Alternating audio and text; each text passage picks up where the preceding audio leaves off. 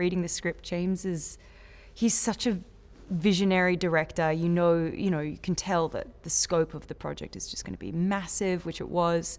Killing whatever characters we wanted to kill, telling the story in the sort of outlandish way that we tell it.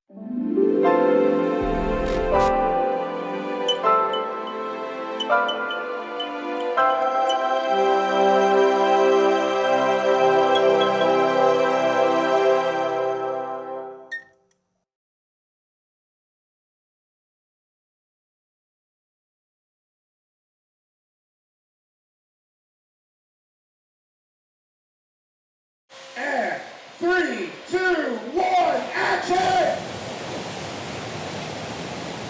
And cut. The scale of the film, especially like Jotunheim, when you get to Starro and, this massive starfish walking about. There's a real sort of, I think what James does really well is really make the most impossible imagery look very real. I was emboldened by Warner Brothers' faith in me to be able to do whatever we wanted with this movie, to take whatever risks we wanted, killing whatever characters we wanted to kill, telling the story in the sort of outlandish way that we tell it, taking risks from the storytelling in terms of focusing on the characters a lot in a way that a lot of superhero movies don't. And I think it was just, for me, the total freedom of everything, not to mention the R rating and letting us do what we wanted to do in that respect. He infuses the set with a sense of, can I be bold to say, love, passion with what he does. He's very specific about what he does. I imagine that he storyboards it within an inch of its life. I think that this is his genre. I think that he is in his element when he's in this genre.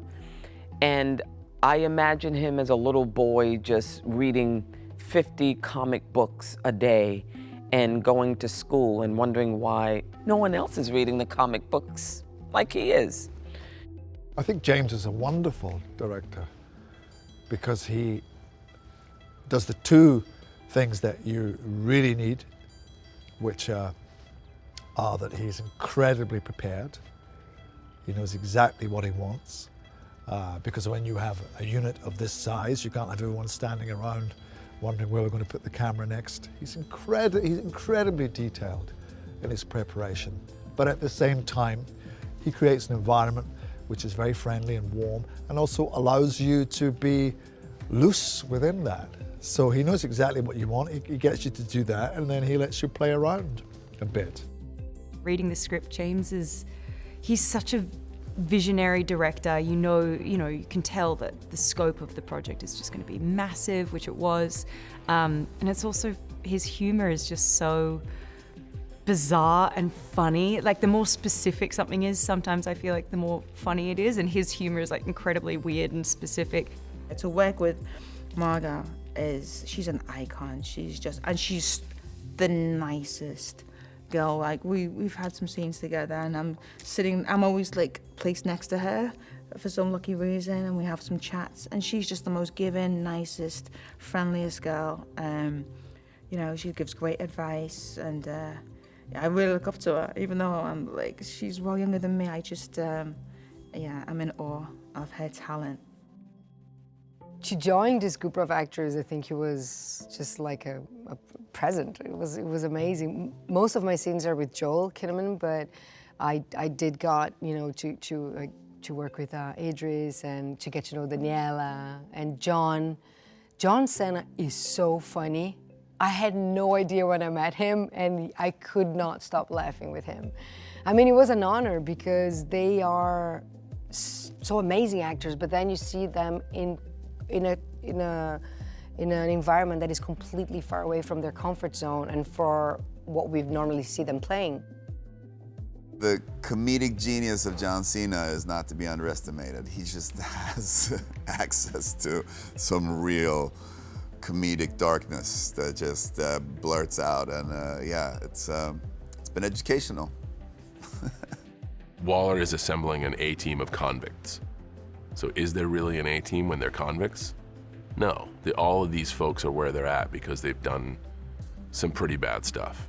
And I think that's why they're unique characters. And it really, everybody does such a fantastic job. And I sort of like playing the badass, I really do, unapologetically. And I love the whole idea of the anti-hero, the Suicide Squad. Superhero movies should be fun. And should be bonkers. I mean, you have characters who are like, can talk to rats, and who are, I mean, a shark. I'm in a scene with a shark. When I showed up for rehearsals, they had what they call pre-vis scenes, pre-visual, like animatics, where they've kind of got the character design and they've animated it. So I kind of just copied what he's doing in the animatics, but also just when you see him, it's just kind of like a big, like bulky fish. So it's kind of easy. It really is kind of easy to walk as King Shark. It's not much different. I'm 6'7", so it's not much different than myself walking. Oh, I find King Shark so cute as well. And he's one of my favorite characters. I remember when we did the first Suicide Squad with David, I was like, why is it King Shark in it? He was just, I'd always been like, gosh, we can't have the Suicide Squad without King Shark. So I was so happy when I read this script and saw that King Shark was gonna be joining the gang. But of course on set, that was Steve just wearing like a gray suit and like a weird thing on his head. James definitely brings his touch to his films, and this is why I was so excited to work with him. But just being on his sets and just watching him work and seeing the scenes come together is a gift. He motivates, the energy, the music he plays, the humor. You know, sometimes his comments on the mic. It's like a party on set. The dimension is like, it's crazy. I come from a small country with small sets and small budgets, and just stepping into these kind of sets, I just need some minutes to to digest all this. Amanda Waller is quite quaint looking, you know, put together, but she is fierce as fuck. She's really fierce. She doesn't mess around. And Viola, who plays her, is just incredible to watch her just command the screen presence, you know what I mean? I love Waller because, you know, historically that kind of character is a man, you know, the big boss, you know, I'll tell you what to do. And that she plays it with, you know, she plays it as a strong woman, and it's wicked, man. A lot more fun, a lot more lightness, a lot more levity. And it's been a joy because I get to have fun on the set. And when you're doing something that is more fun with an introvert like me, then I feel like I'm getting to know people a little bit more. James's vision for the movie was to make sure that we did as much practically as we could. Obviously, there are visual effects in the movie. Of course, it's a superhero movie, but it was really a mandate to make sure that we got as much practically done in camera as possible. And that was kind of our touchstone throughout the movie, was if it was possible to do it in camera, do it in camera. And the look of the movie really benefits from that. So whether it's the sequences on the beach, you know, which a lot of films would have probably done in a blue screen environment, our beach landing, our Saving Private Ryan moments are on a real beach with real water, with real waves, with real trees, and you really feel it. The audience feels that. Yeah, I wanted to do it all practically. So we did do most of it practically.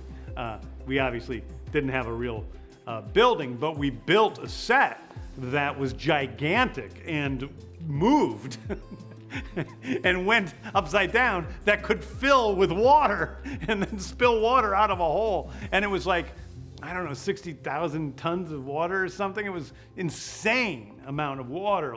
Watching his other films, you kind of sit there and go, how did they do that? You know, and then when you're in a film with someone like James Gunn, you're sort of watching a master at work. When we arrive, everyone thinks, oh, it's going to be peaceful, you know, let's have a Mai Tai, let's have a massage. Where's my towel? No, no, no. Things go downtown Julie Brown very, very quickly. Everyone is exploding. Genitals, heads, arms, legs, toes. Everything is just dying. And it's crazy. It's like a water park, except at the end everyone's dead instead of everyone has prune fingers. We were shooting nights the first week. We spent an entire evening from the depths of the ocean swimming to shore. Then we spent the next evening going from shore to this rock.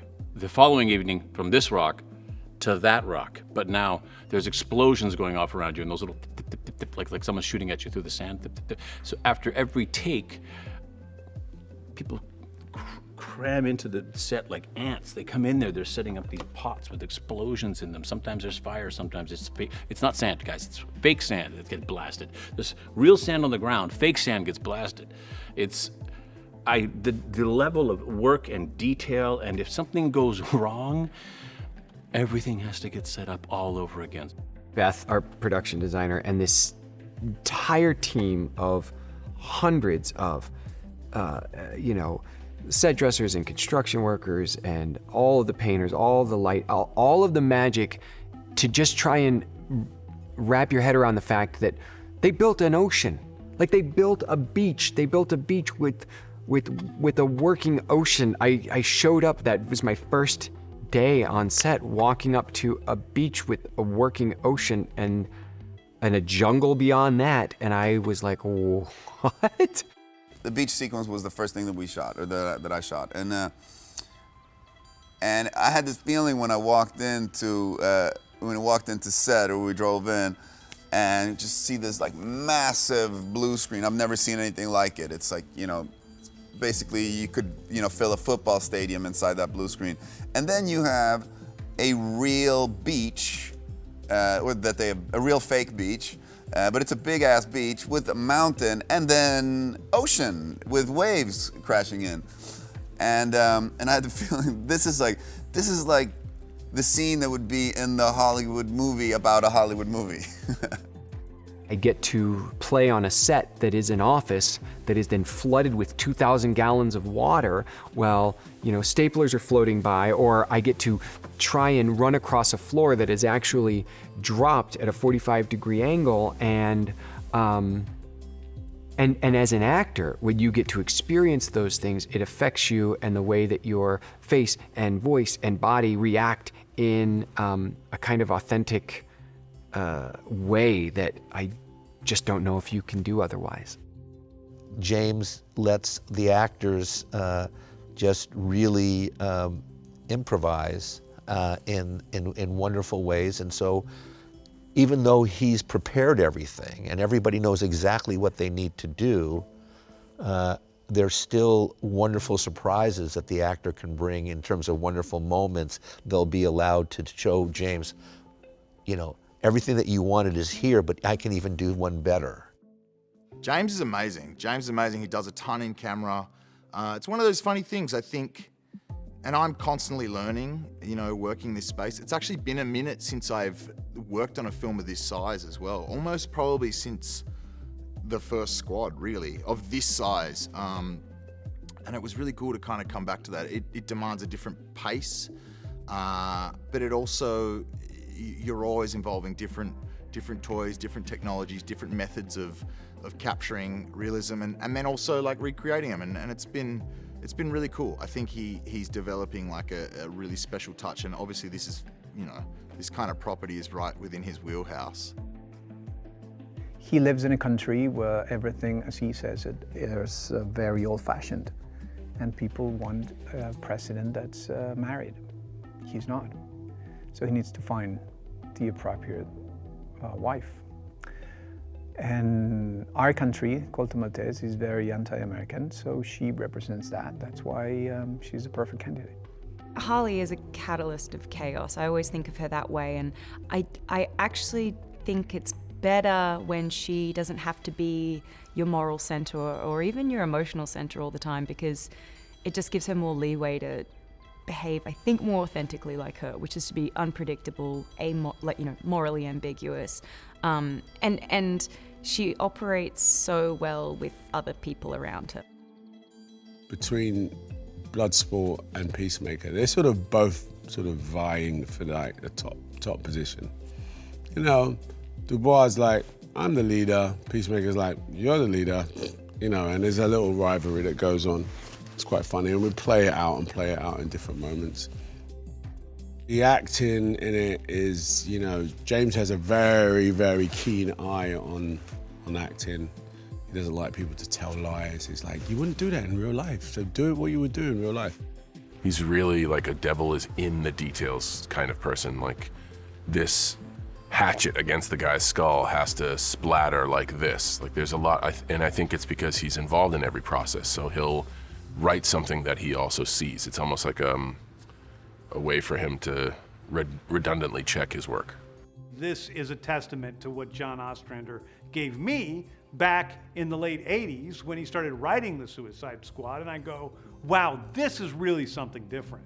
This is really self-aware, this is fun, it's black ops through crappy supervillains, and this movie is a sequel to John Ostrander's comics more than it is anything else. My biggest challenge on Suicide Squad set was to not laugh. Like, it was impossible because they are, and I think that comes from James. I think that comes from the environment that he brings, the energy that he brings to the crew and to the set. There's a lot of joy, there's a lot of hard work and a lot of commitment, but there's a lot of lightness to it. And because of this freedom that he wants to give the actors for the comedy, you know, of the film, things go like crazy. I love to work with him. I'm always learning something every day as an actress and as a human being. And he's so, I don't have words to describe. I trust him 100%. I know that he has the whole story and the whole movie inside of his head. And I just feel like I'm just an actress to serve his story, and like I'm always ready to do whatever he wants to do. Getting into character, when we rehearsed it, we didn't see our costumes, we saw images, but when we see each other in it, it really does sort of bring it all to life. I mean, you know, the Suicide Squad is just a twisted fantasy of characters, and you know, when you put the costume on, that is like half your performance. So you have audience demand out there for taking the name and kind of flipping it on its head and seeing if we can do something new, which is gonna happen. And then you have a guy like James at the helm, whose specialty is taking these surreal environments and the not so known names, because the very well-known names are often easy to define and the story isn't challenging, or sometimes isn't challenging to a creator like him, taking the not so known names and making them really, really special, and the audience establishes an intimate connection to these people. So you're gonna take like 18 no names, and by the end of the movie, they'll all be superheroes. What are polka dots really gonna do? Come on, what is this guy's value? What does he mean? Why do we have him on this team? And all of a sudden, these seemingly indestructible energy balls, which can burn through anything, do massive damage. And I'm standing there with these people who have not shown me the slightest shred of respect the entire journey. And it was a very validating moment. But here's the wonderful thing about Abner, is also a little nerve-wracking of a moment, because he's quite humble and he doesn't want to feel showy or extravagant. Because there was a whole rotating group of Suicide Squad, you know, as the comics went on, and I think James purposely picked the more obscure ones, like Polka Dot Man, and the detachable kid, who I think in the comics is really Arm Fall Off Boy or something like that, which I never would have guessed that was it seems like they were really reaching for comic book characters. What about a guy whose arms fall off and he controls them with his mind, I guess? That is crazy. But James completely made it work in a functional and hilarious way. I went to my brother and I said, please, please let me play a superhero. And so, of course, he gave me the most pathetic superhero in the history of comic books. I think I look at them on a sort of continuum from goodness to not so goodness. And there are the characters who are innately pretty good, like Ratcatcher 2. I think she's an innately good human being.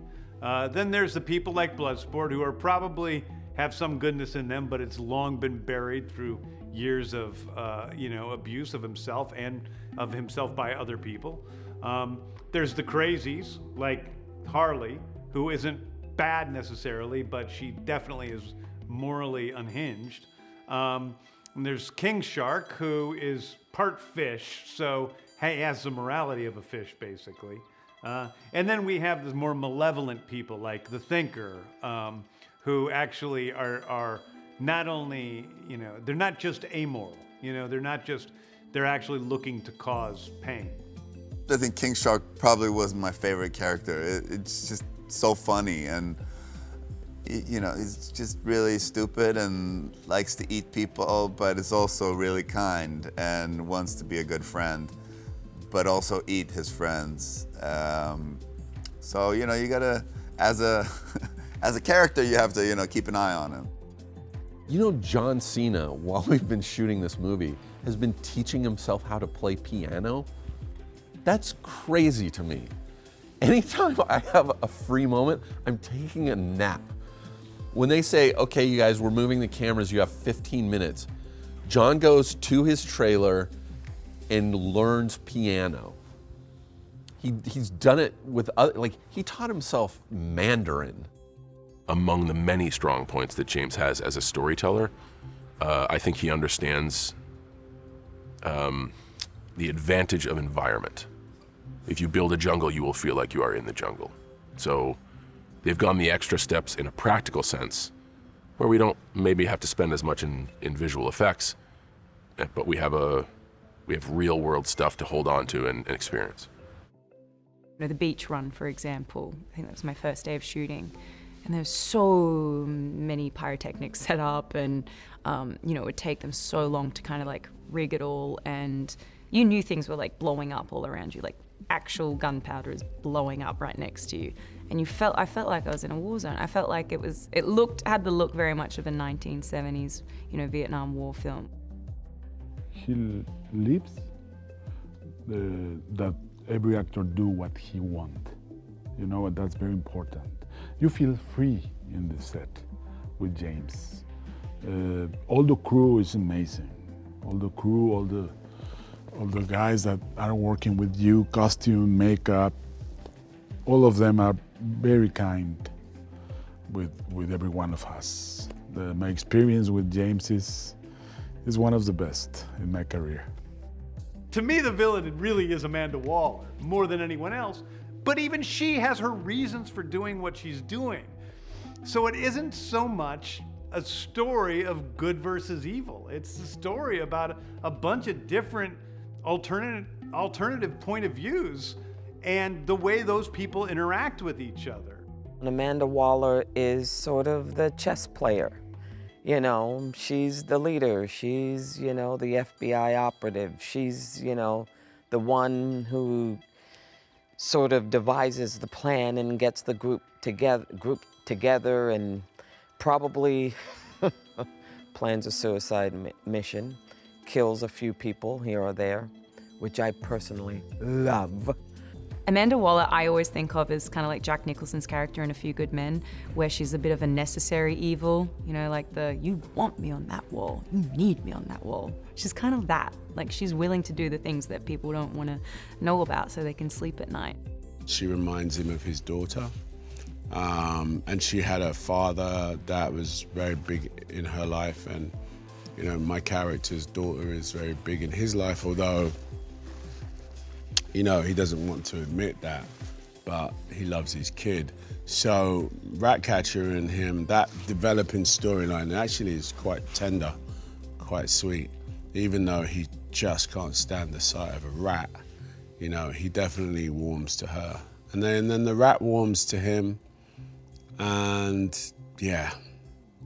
But honestly, I just can't. I don't like rats personally. she starts a mission against, like she doesn't want to do it, but yeah, that's fine, okay. I don't want to be in jail, so let's do this. But then she starts to see in the other members of the Suicide Squad, she starts to see them as friends and like possible members of her family that she doesn't have. It's not that they're perfect, but it's not that they're only bad people. You see that they have heart. And you see in the script, again, I'm a big fan of James, so it's hard to not speak great things about him. But again, on the script, he built journeys for each character that has that path of being kind of like a douchebag, kind of like someone that is not nice, kind of like someone that is like very, very mean, and then like a lot of action, and then at the end you see heart, you see love, you see care. And I think we're all like this in life. And I think that's why people fall in love with the Suicide Squad, because they feel real. The idea of the Suicide Squad is appealing for two reasons. First of all, you've got a lot of bad guys, and we know that they're bad guys, so we don't come in with this perspective that they have to be doing good all the time, because we know off the bat these are villains. That said, everybody loves a redemption story. So the idea that a bad guy might be able to redeem himself or herself in their final moments before they go, but they do it as a sacrifice. I mean, how great is that?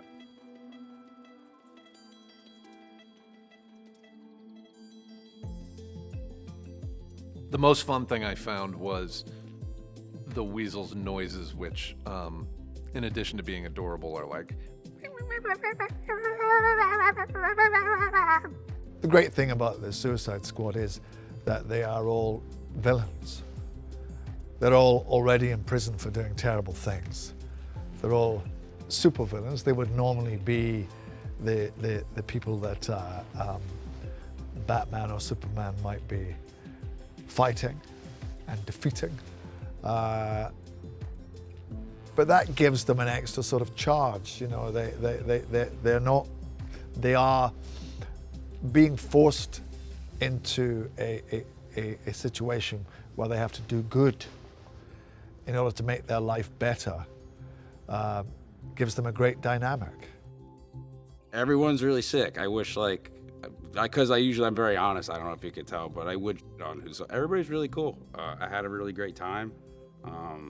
It's really crazy being like on, camera with like such like talented, people who've been in the game. I saw it on a big screen, and people are gonna freak out when they see this. If there was ever a movie to go to the cinema to see, it is this one, because it's huge and insane, and it's fun and funny and weird, and the music's incredible, and it's really emotional, and everyone really has I think people genuinely cry in places and really laugh out loud in places. One of the loveliest people you could ever meet, She's a very special person, and it comes off on screen. She's the nicest person you'll ever meet, so warm and kind to everyone, and I think, it has a lot to do with how she grew up, and she doesn't take any of this for granted. And with all the success that she's getting, some people, might get to their head a little bit. With her, it's the opposite. We were just piecing his personality together, and bringing that. For me, that's what I was doing, what I'm saying? James probably had a much, much clearer idea of what that was, but we didn't really dialogue over it too much, you know what I mean? He was very keen for me to be an English Londoner, gruff. He was very keen for me to be grumpy. I said I do grumpy really well.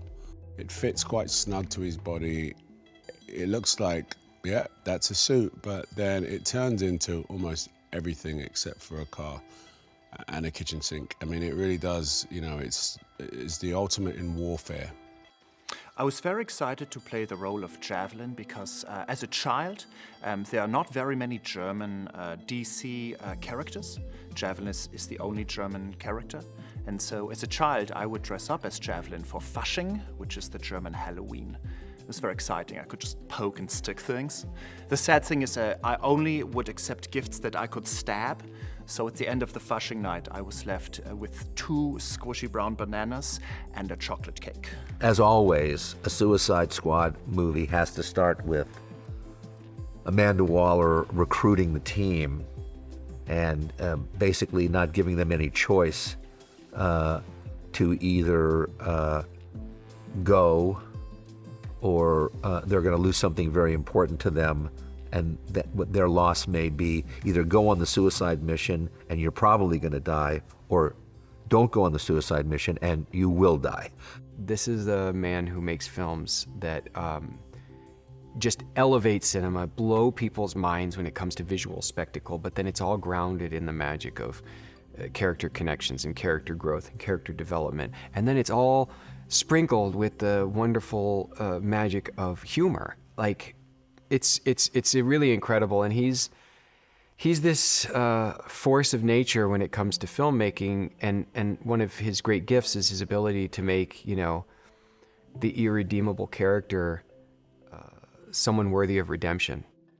It's about seeing how those characters interact with each other. Which characters make each other worse? Peacemaker and Bloodsport make each other much worse than they actually are.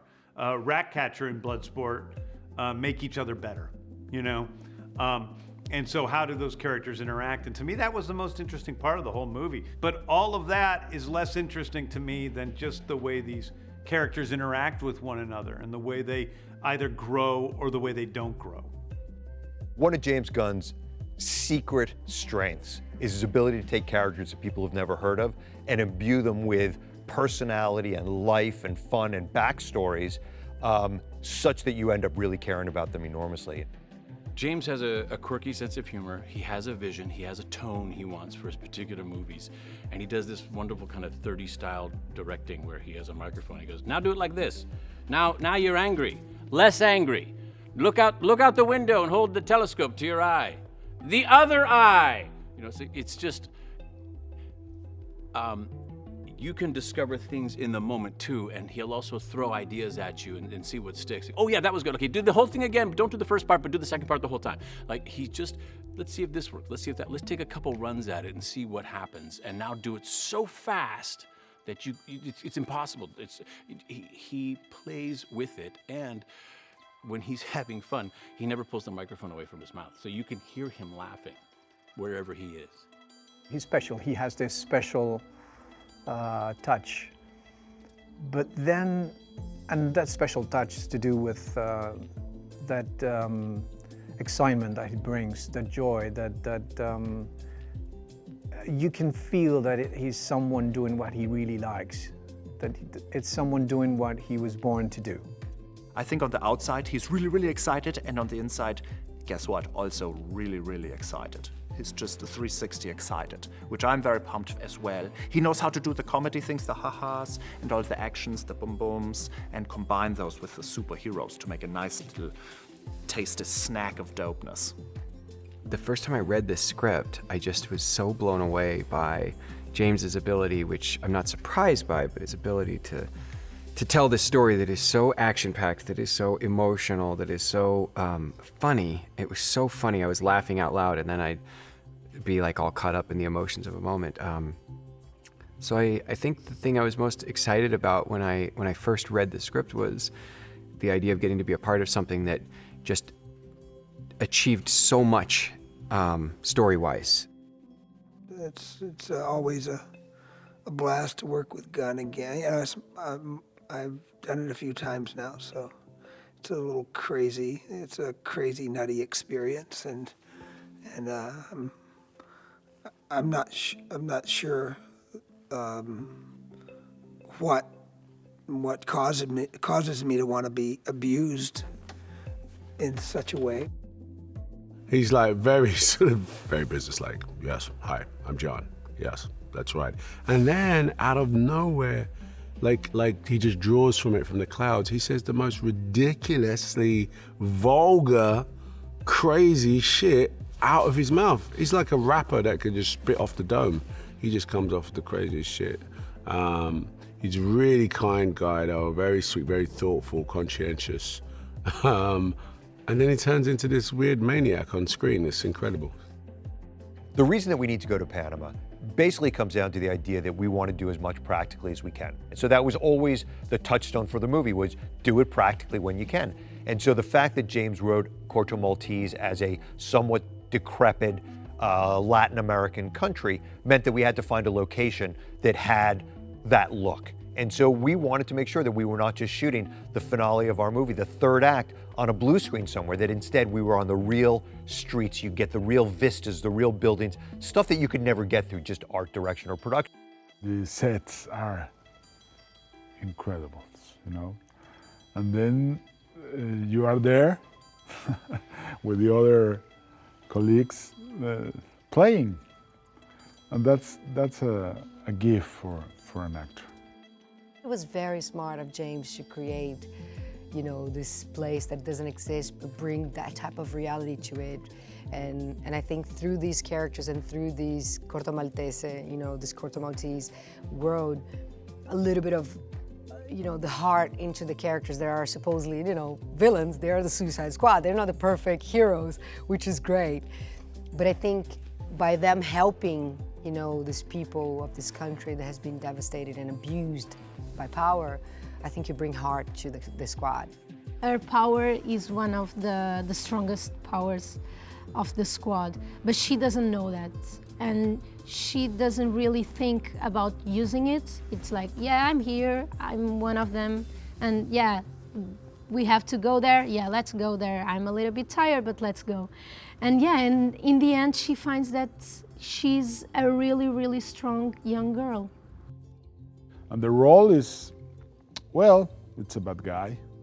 But who is a bad guy in this movie? Who is a good guy in this movie, you know? But I think Mateo Suarez, my role, Silvio Luna, the president, and all the generals of Corto Maltese, we are really, really bad guys.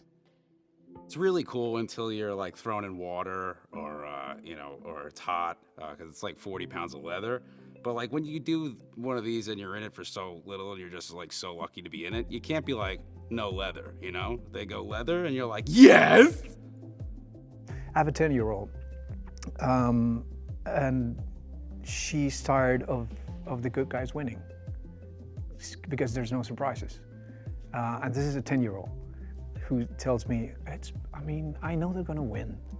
And I know there's gonna be a huge fight, and the last fight is gonna be against, you know, because those are the rules. But that doesn't happen with the Suicide Squad. These are mean guys, badass guys, cruel in some cases. And once you recognize that those are your leads, those are your superheroes, it's like everything could happen. The Suicide Squad isn't, you know, because they're kind of this group of misfits, we're not, you know, there's a comedy and a kind of, and a levity to everything that everyone brings. And I think it's been cool that James has injected some characters into the mix this time who are purely there for that function, you know. They're not necessarily the coolest of superheroes or villains, and I think that there's a sort of beauty that comes along with that, and there's a chaos that creates that we want and need to expect from this kind of world. James is a master of, you know, just filling both the script, but even more like filling the shooting with so many different levels of and tones. Like it just the house that he builds just rooms so much. You know, it's when I read the script, I'm laughing out loud, basically at every page. But the big surprise when we shot the film was the emotional depth that he was able to create. So I was the guy who would memorize, you know, the origin stories and how much someone could bench press and their equipment, what they had, the diagrams. That was me. I was all about that. This character that I'm playing is he's kind of a fresh, new character. He doesn't have a lot of origins in the DC universe. He's kind of been created especially for this project, based on how entirely feeble and useless his powers are. It's like, that's what we need. The worst guy. Go. To get into this character, I had to achieve less flabby breasts, and also I had to increase my muscle mass by 42 kilograms, which was very difficult, but very fun to do. I love homework. As a German, give me a task and I dive in like a Swiss Army knife. This movie is a special experience because even when you see the trailer, you won't really get the full benefit of how wonderfully different the movie is, both in terms of the way it looks, how the actors are playing their parts, and the wonderful chemistry that they have that allows you to be excited, have a lot of fun, get emotional, and just have a good time, but still have something to think about when the movie's over. Come to see this movie and you are going to have a great ride. There are absolutely fabulous set pieces and huge, dramatic and visually dazzling sequences full of drama and spectacle. But it also has great heart. What the audience can expect when they see this movie is greatness, for crying out loud. I mean, I'm gonna be in it, right? It's just a quirky piece. It's got a little bit of everything, it has some great action. For a minute, we didn't know if this was kind of going to happen, if it wasn't, what shape it would take, who would be in control of it. And so, from an actor's perspective and being involved with it, it was something that was, after the first one, we had so much fun making that we just couldn't wait to get back involved with. And then you kind of all right, things happen and move on. And it's been a couple of years and there's so much going on in this space, in this genre, that it takes a lot of time to put these things together. But I'm just excited to see what people think. I think it's going to bring, a kind of a fresh perspective on it and breathe kind of new life into it.